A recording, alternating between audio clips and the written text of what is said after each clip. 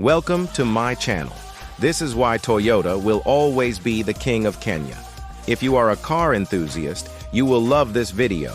In 2025, these will be the most popular cars you will see everywhere in Kenya.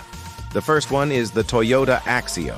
This car has a 1.3-liter engine, and it's so small you can literally park it anywhere. It's also very fuel efficient. No wonder it's the most popular car in Kenya. The second one is the Toyota Fielder. This is a station wagon with a 1.5-liter engine that is very powerful and can carry a lot of cargo. It's also very fuel efficient, making it the second most popular car in Kenya. The third one is the Toyota Probox. This is a van that is very popular among the business community because it's spacious and can be used to transport goods or services. It's also very affordable, making it the third most popular car in Kenya. And lastly, we have the Toyota Noah.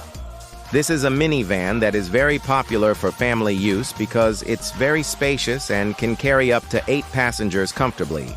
It's also very reliable, making it the fourth most popular car in Kenya. All these cars are very affordable, fuel efficient, and reliable, which is why Toyota will always be the king of Kenya. If you want to see the most expensive cars in Kenya, watch this video next.